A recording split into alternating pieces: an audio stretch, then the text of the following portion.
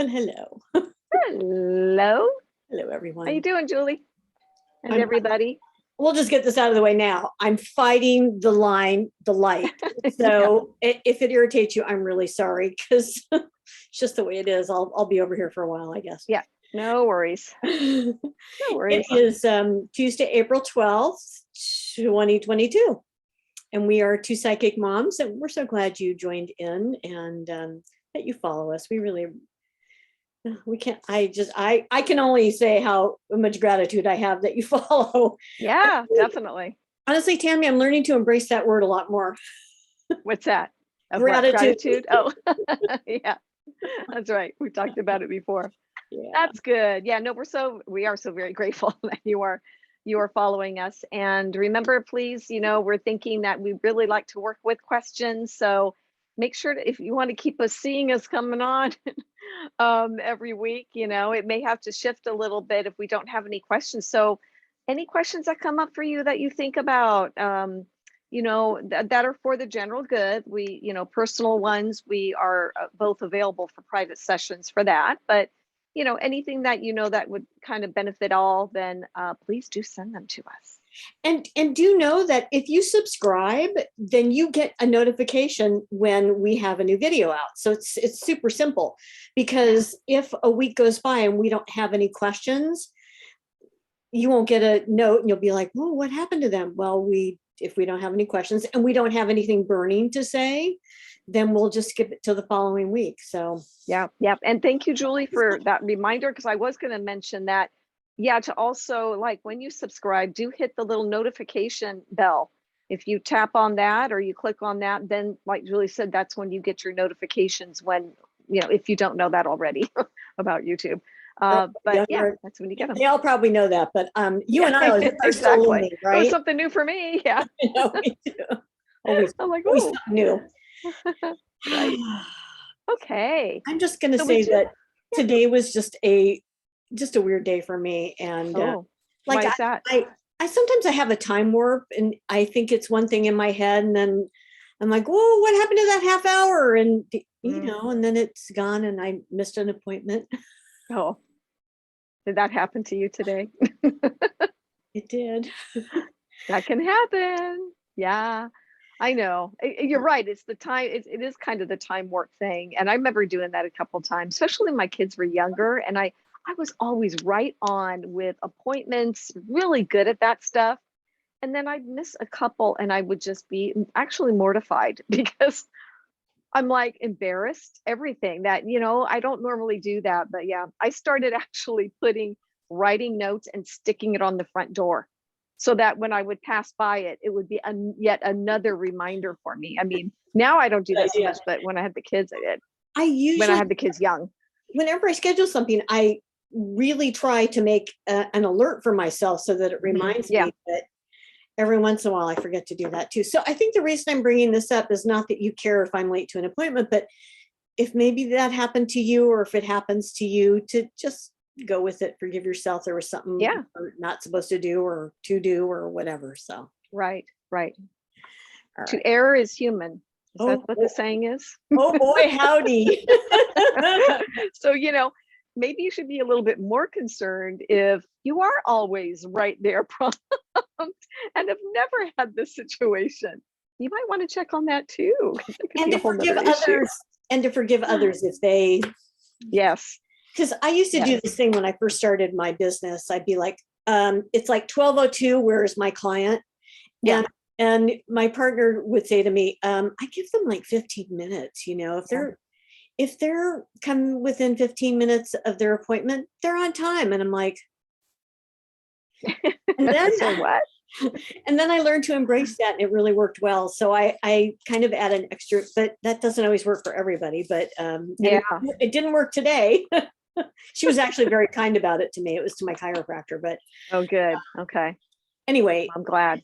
Everybody has a different story and conception about time. So that's just throwing that out because maybe you needed to hear it. I don't know. Yeah, I know. Right. No, good point. Forgive yourself, but also there are different ways that we can just do little more things to, flag ourselves. That's what I learned for myself. And but nobody's perfect. So hey. Okay, anyway. Right. So we do have a couple of questions today that we're going to address. One was another add-on question from Daphne that we didn't get to, so we wanted to talk about that. And then we have another one that somebody sent in by the name of Trevor, so thank you for that. By the way, I love that name. That's my son's name, so hey, I just want to say that. Great name. So anyway, you scored, Trevor. Yeah, exactly. I like you, Trevor. Okay, so yeah. Oh, so do you want to read it? Do you want me to read it, or what do you want to do there, Julie? Do you have a preference? I'll read this one, and then you can read the other one. It doesn't really matter. Okay. Sure. All right. I love Daphne. Daphne says, Yeah. sorry, this is kind of controversial. And from my personal perspective, I'm like, bring it on, And my guys are like, yeah, we're fine with that. So she says, why do some leaders of corporations that are involved in questionable ethics, as like Elizabeth Holmes, if you don't know who she is, there's been TV shows about her and stuff, Zuckerberg, Elon Musk seem to become more and more robotic, where they have empty stares. I don't know about that. Maybe they're just taught that when you look at the Elizabeth Holmes, for sure. I think she had a kind of a blank stare, but anyway, I'll come back to that. So why did seem to have more and more robotic and seem to be more and more robotic, where they have empty stares? Did their actions cause them to become almost literally soulless? Do you want me to stop there, and then read? Because Daphne tends to ask several questions in one big long question. Yeah. So did they become soulless, right? In a sense, right? I'm going to kind of, I don't know much about any of them. Elon Musk, I think I watched a little something about him one time that my son showed me, and I understand that blank stare kind of thing that you're talking about there. So I'm just going to kind of go more with that.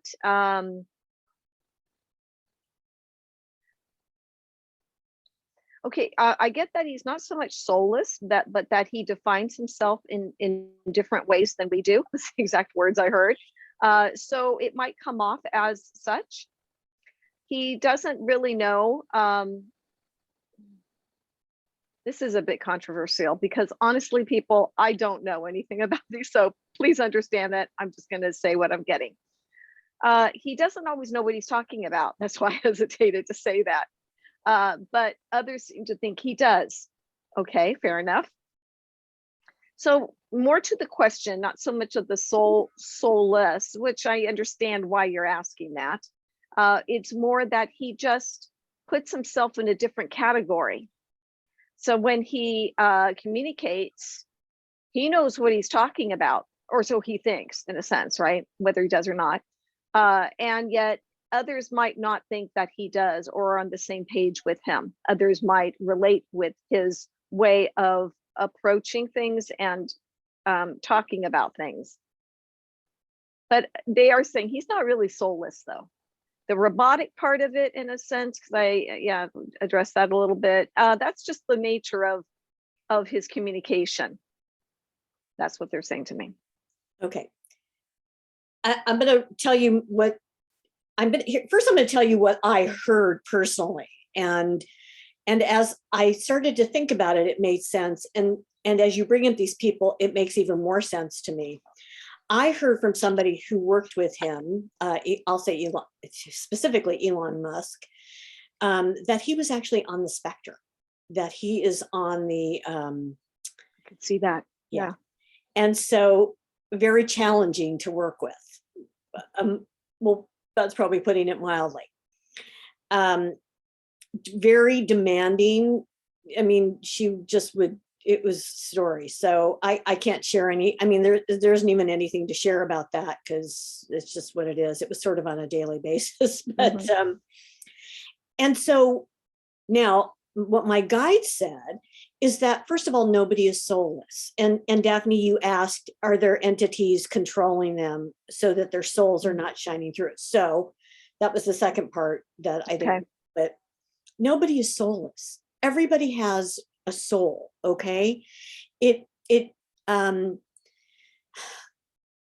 Remember how we talked to you about the soul being the canoe, the vessel, the boat, and that it holds these oars, and the oars are your lifetimes. Well, in this lifetime, if somebody comes through and they are, say, on the spectrum, or some kind of dysfunction, it is not a reflection of their soul. It is a reflection of the human condition.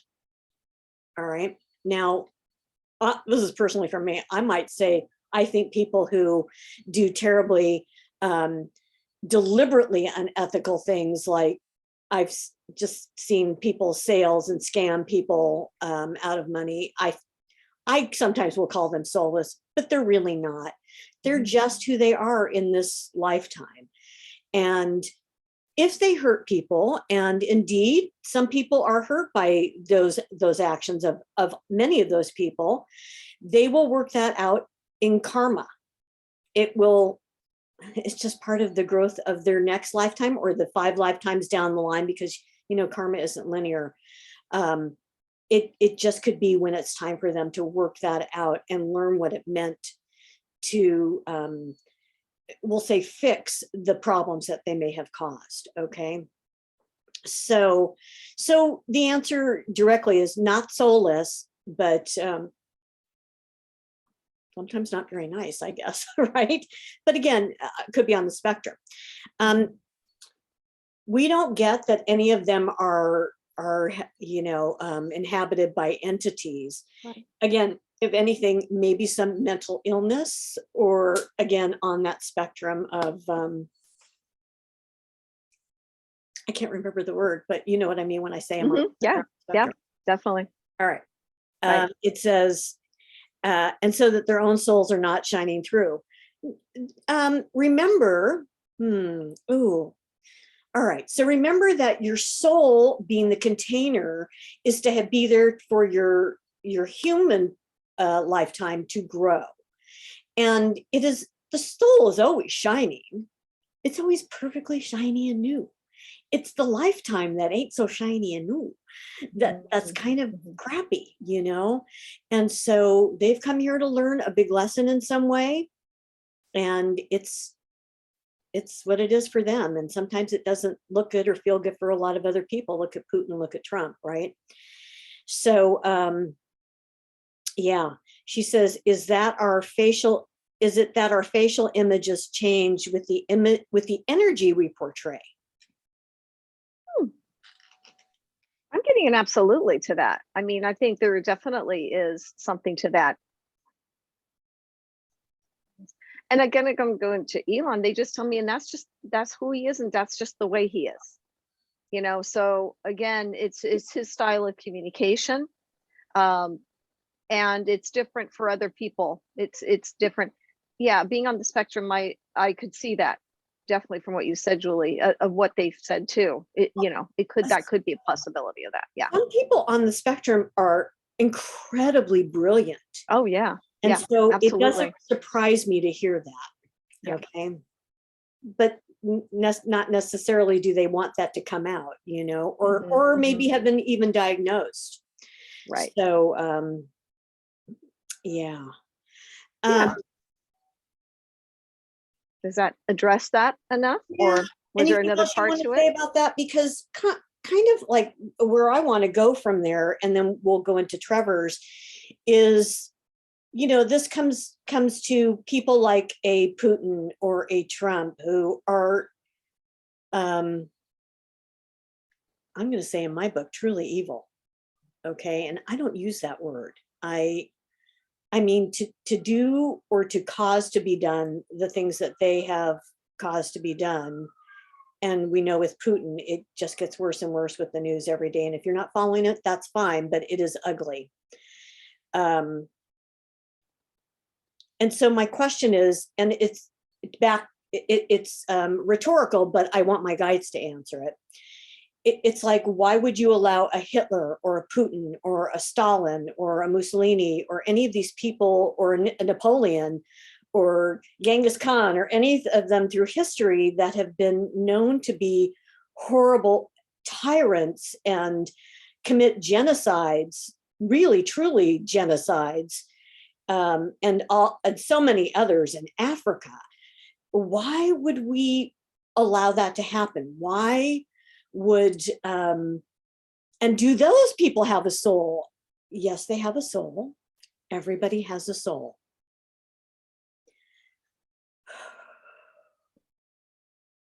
It's a controversial question. It is for the growth of all. It is for the growth of all. And the ones that have been murdered, not that they understood that when they came into that lifetime, because they did not, but that was an agreement that was made on before they incarnated. And and they're saying to me, the thing about that is that you can live 100 or more lifetimes, or more, many more, maybe here, maybe somewhere else. And so it's just a blip. It seems like a blip when you think about it, right? And when you're on the other side, you're like, oh yes, I come back and I get drowned in a tidal wave. Oh, I come back and I'm murdered in the concentration camps. I mean, you're in non-human, in non-physical form. It's like very logical, so to speak. It's like, well, I got to go somehow, Yeah, right. And nobody's immortal, so you got to go somehow. And so, and we don't say that with lightness. We really don't. It's painful for those around, those who know people, those who don't, and just are empathetic, empathic about it. So it's for the good of all to learn and to grow, and to stop those things from happening, even though fear of something else. They're saying to me, it invokes and evokes and invokes a level of, where are you willing to set your moral compass and allow it to happen or not happen, because you're afraid something might reflect badly or cause some other bad outcome.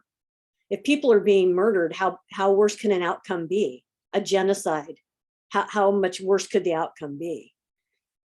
So you want to chime in?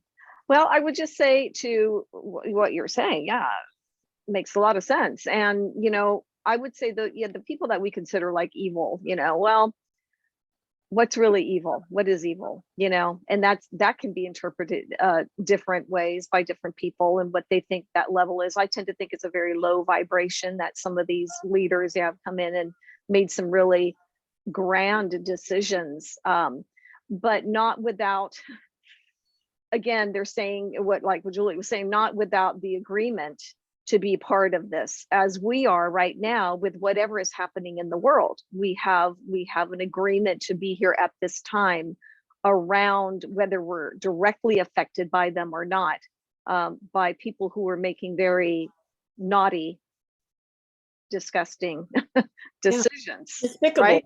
Despicable. Exactly. Right. So yes, are we a part of that? We are part of the agreement. They always give us the word opportunity. Every lifetime is about opportunity, whether it's for those people, for those people and for us as well. And what part do we take in that? Some of us are going to be like, main primary players in that act of our play. Others are going to be affected by it, whether we're the audience watching the play, but we're still affected.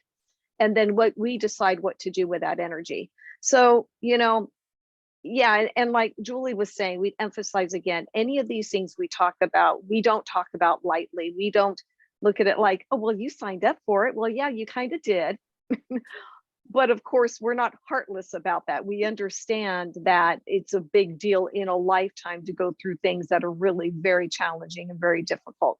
But it's about what you can do with that energy of those and things that are happening in the world right now, even, right? We all have choices as to how involved we want to get into it, whether we are, fighting for the cause in any way we can, or we're sending energy and love, and or both. So these people, are they, I don't know, they're back again in a lifetime to see what they can do with their own personal growth.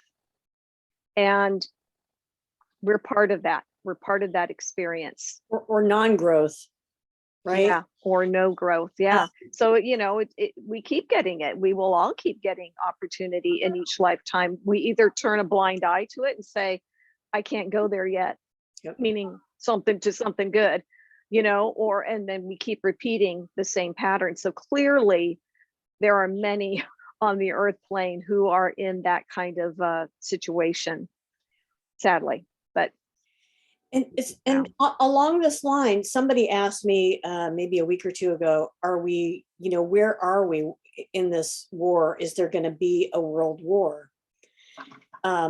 And so I was kind of asking them as you were speaking, and again, want your guides to give their input as well. And they're saying to me, not at this moment in time, although it could escalate enough to seem like that for a moment. Not at this moment in time is what they're saying. It is all about how you, the governments, choose to handle it, as opposed to, I mean, we have a voice as the majority, as people in the world of this planet, to shut down what's going on and say, stop it. But a world war doesn't get anybody, especially of somebody like a Putin, what he really wants. So we can't, that's what they're just saying that to me. Not at this moment in time. We don't see that happening. But we do see that there is a tipping point, a teetering. They're showing me like a kind of being on the fence, and that it's that if you would get off the fence and help this country who's so desperately doing this amazing job of survival, and asking, constantly asking for help, instead of worrying about is our the United States or other countries, if we help, going to be seen as provocative. It doesn't matter whether it is or it isn't. He will say that it is anyway, Putin. And so it doesn't matter what you do, other than that will shut it down and shut him down. He will say whatever he wants. It's just who he is. Whatever he thinks will suit him at the time. So yeah. So, we say, use your voice, speak as loud as you can to reinforce to your government that you want to put a stop to this, and however that is, in helping these people, that it's not okay what he is doing. Right. Well said. And when I look at the energy of what you said, Julie, about World War, it was interesting. I saw it more as an image. Just, I don't get that anything. I'm in agreement with what you've received as well, but it looked like it was suppressed. Like there was an energy suppressing, fighting back. Yeah. It's almost like fighting back and pushing it back in, so that my senses is not that we can see, Yeah. At this moment in time, we know that exactly 5 minutes from now, something could change. I mean, just we read the energy of what is. Right. What's likely to happen by what we're currently shown. I mean, that's how I usually get that. So yeah, that's what I got to. It was more of like a suppress. So that's a good thing, obviously.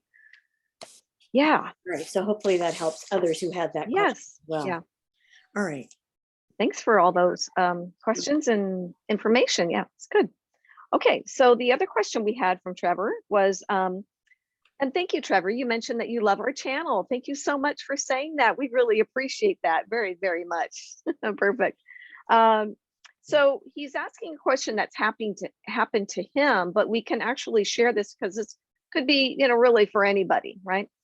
So he says, I have always wondered about something that happens to me when I'm around a group of people. I get a sense of what people are feeling, whether they are uncomfortable, hurt, like feelings, or angry, and it affects me by making me uncomfortable in the situation. I can't ignore how I'm feeling and it bothers me. Is this all in my head, or is this some sort of ability that I can harness and use? Yes and yes. Of course, it's in your head and your body and in your mind. It's you, right? You are feeling it. However, in order to use it for good, for the good of you, is to say, oh, wow, I'm feeling this from this person. I don't need to take that on. I can, if I'm close to them, go to them and say, I'm sensing blah, blah, blah. If you're willing to, if they're very close and you're willing to say, is there something I can do to help you with that? If you're in a room of 50 people and everybody's feeling all these different things, then it's your job, truly your job, to learn to be able to say, I'm setting boundaries around this. I can't take on everybody's woeful, negative energy. You'll hurt yourself. You can't do that. And so it's a practice. You need to practice how to say, to acknowledge it and then say, it's not mine. And I don't know that person. And I don't even really know if that's valid for that person without checking it out with them. So we would say, if you check it out and you're finding that, yes, this is happening to you over and over and over again, and you're intuiting it correctly, then your job is to set your boundaries around that, because you can't fix, number one, anybody else. You can't. You can say, I can be here to listen, if that's something you want to do. But remember that sometimes there's a fine line between listening and taking it in and then wanting to problem solve. I know, because I was a coach for 20 years and that was my job. And I still tend to do that sometimes. So you have to be really, really careful and practice not doing that. Just repeating and saying to yourself, well, I'm sensing this and this and this. It's not mine. I don't need to do anything with it unless somebody asks me. Okay. Or unless I'm so close with that person that I can say, I'm really sensing this and I can be here to listen if that will help. But you're not their therapist. You're not their coach, unless you are a coach or a therapist. But that's just a boundary you have to set. So, and being an empath is real, and it's real hard to deal with sometimes. So that's why setting those boundaries, that's why I have an on-off switch. That's why I have office hours. That's why, what are you picking up for me? It's like, I'm closed for business right now. Yeah, exactly. If you want to know more about that, let's have a reading, because you can't spend your whole life in somebody else's energy. Right. Yep. Boundaries. Boundaries. Definitely. Thank you, Julie. Yes, I'm in total agreement with what Julie says. And Trevor, it sounds like you're clairsentient. You're clairsentient, pronounced two different ways. You're an empath, like Julie was saying. And so, this is a very common ability, by the way. Can't tell you how many times in my readings somebody will say, or my guides will talk about setting boundaries, like Julie was saying, protecting your energy, because they'll say that, guides, what's that saying you always tell me? That you're really good at I'm always amused by it. You're really good at listening to people's energy. That's how they'll say it first, which then means that's their tap on my shoulder to go into the whole spiel about clairsentience, and how to protect energy. And so then I go ahead and talk about that. So yeah, you definitely are picking up. And like Julie was saying, you can set intentions. Certainly you can set boundaries. There's lots of visuals you can use to protect your energy before you go out. I will briefly talk about that. Just a little bit of what I like to do is using a visual. I've talked about it before, of big giant white roses around my energy field. This was something I learned in my healing classes many years ago, and I still use it. So whether they drop down from the heavens or they pop up from Mother Earth and surround your aura, make them imagine that they're big, like giant roses that are like sponges. And you're setting the intention that they will absorb all the negative energy that's thrown at you during the day or the encounter, and that you'll be present for others, but just not willing to take on their energy. So they're soaking it up like a big sponge. Then we talk about how important it is to, of course, to release that visual at the end of the day, the end of the encounter, whatever it might be. I like to have an angel. I request an angel to come, and she flies around me, collects all the roses, and off she goes up to source. And I always say, yeah, and I always say, just for an extra visual, maybe I see white gloved hands that represent God, and he takes them, says, "Got him, Tammy," put them in the recycling bin. You know, you can make it really, all the way through, right? So you see them get recycled. So definitely set an intention, because you are clairsentient. Again, many people are, many of us are. We have a lot of different abilities. Of course, we have all the abilities, and some are just stronger than others. Exactly. Clairsentience tends to be a very popular one in an empath. You can control it by doing some of the things that we're talking about here. I just wanted to read the rest of that too. So I would say, if you start that practice, you won't have to worry about, wow, I'm picking up on this. I've done it. I have said it and been amazed the difference I felt in a situation where I would normally be triggered, that I wasn't. In fact, so much so that I'd forgotten that I'd done it at the beginning of the day. And then like, oh, that's because I set my boundaries. I set my, around me. And that's why. So to me, it's like really, played out. So yeah, it is an ability. Can you harness and use it? It's wonderful to be clairsentient and an empath, because my goodness, we need more of us on the planet. So it's a gift. It's truly a gift. It means you're caring enough that you're picking up on somebody's energy, and maybe in hopes to heal them, right? So you can find that balance to be there for other people, but again, protection first. So it's a great question, and it's one that many people struggle with or challenge with. I just love those tools, Tammy. And I do want to tell a short story, and it's sort of a caveat about this. And I kind of said it a little bit in the beginning of my answer, which is, I have a friend. Here's the story. I have a friend who he said to me, I have friends that are traveling to Mexico, and I feel like something bad is going to happen. And I should I say something to them? And I said, no. And here's why. When you start picking up on these feelings, you need to have a track record that they are accurate. If you go to somebody and say, oh my God, I feel like you're going to die on that trip, or somebody's going to attack you, and you don't have any kind of a track record behind that, your friends are going to be, or whoever you're working with is going to be really hurt, pissed off, scared, horrified, angry. I mean, there's going to be and you're going to feel really bad that you said something. So, and oh, by the way, nothing happened to them. I was going to ask that. I was curious. And so they were cognizant.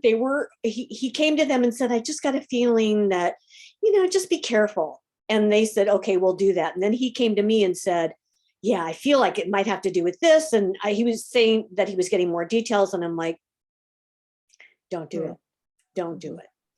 So I'm telling you this because if you're picking up somebody else's feelings, you want to validate that it's theirs and not yours. Sometimes we project, or we're picking up something because it's really something in us, and we think it's about somebody else. So if you're really picking up those feelings, there are ways of just saying to people, gee, I was just sitting here observing, or maybe Tammy will have some words of guidance around this too. You'll find your own words about this, and just, I kind of got the sense that maybe you were down about this, or maybe you were feeling some fear about something. And, I don't know, is that true, do you think? Or am I just making that up? See, I always add something kind of, funny at the end of it. And if you get enough accuracy around that, then you can begin to start to develop it more into readings like we do. But again, keeping your boundaries around that. So be really, really careful to have real clear validation and a trend about that. Both Tammy and I have been doing this a long time, and I love it when people come back to me and go, "Oh, you told me this was going to happen, and it did." And I'm like, I mean, most people don't come back to us and say that. They just don't. They go on their way, and that's the way it is. But you want to have some definite validation.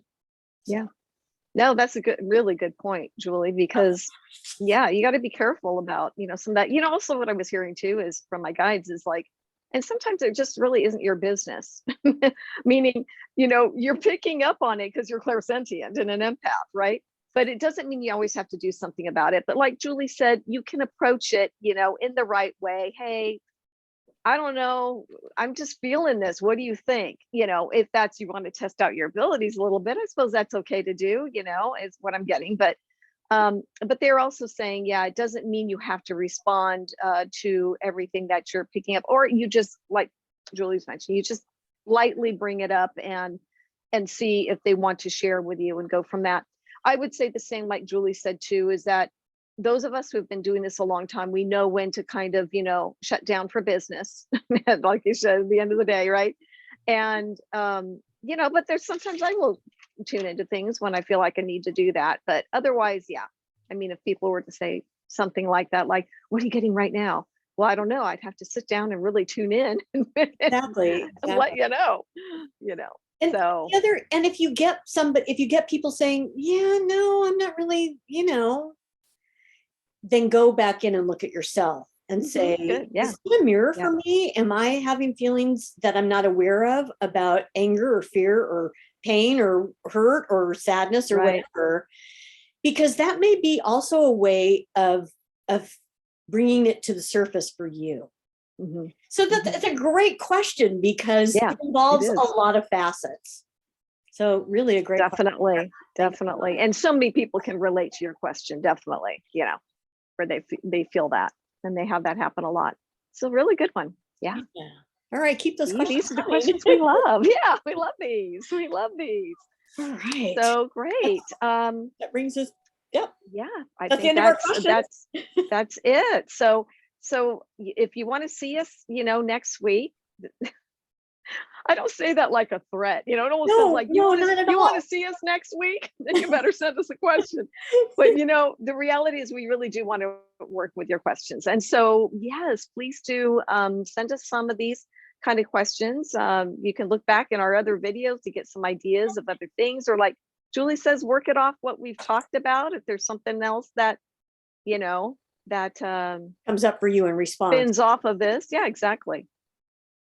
And I just wanted to say that we're doing this for you, because while I used to teach how to do this, I really don't do that anymore. In fact, somebody who wanted to learn how to do this, I sent her to one of my colleagues. It's a lot of work to get students into class and to teach. It's a lot of work, and I'm just not in that place anymore. And Tammy, you don't do it, right? No, I've done workshops before, not a lot of them, mainly because I'm just, one-on-one for the most part. I mean, or if it's a reading party, okay, but I mean, like, just private sessions and so forth. But it's I used to teach a 3-day class. It's a lot of work. So yeah, it is planning and work, definitely. So we're doing this for you. That's the whole point of it. It isn't a marketing gig. It isn't a marketing. Yeah, right. So on that. Yeah, and of course, you know how to get a hold of us if you have any, interest in a private session. So I'm at tammysintuitive.com, and I do have another YouTube channel, Tammy's Channel Chats, with some channeled messages, social media, Tammy's Intuitive Services for I would say channeled messages and so forth. So anyway, just want to put that out there. How about you, Julie? I am not feeling the need to channel elsewhere right now, although I really am trying to get into the habit of, is that a drop-in? I at least need to write it down, and then maybe I'll post it somewhere. So you might see it on my Biz Psychic page at Facebook. I'm pretty not posting stuff there except for these. But privately, I'm at juliehawkins.com or bizpsychic.com. And I'm going to start listening for more of those drop-ins and write down the date and then start posting those. Yeah, that'd be great. I got something Awesome. the other day. Did I write it down? No. I know. I don't even remember I what get a it is lot of now. those and I don't write them down. I mean, unless I'm going down to sit down to channel something, a message for everybody. But yeah, otherwise, yeah, I'm not so good at writing them all down, the drop-ins. All right. Well, dear ones, thank you Well, so much. As always, it's just our pleasure to do this. So absolutely. And happy Easter coming up. Whether, I don't do it religiously. I just like bunnies and Easter baskets and all that fun stuff. So anyway, for any of you celebrating in any way, happy Easter coming up on Sunday. And I'll say happy Passover, even though I don't celebrate that either. Yeah. Right. My friend invited me and I'm like, yeah, no, I kind of not into it this year. Mm-hmm. So yeah, have fun, regardless of what you do. Just have fun. Yeah. All right, everybody. We hope to see you soon. next time. Yep. Okay. Soon. Take care. Bye-bye.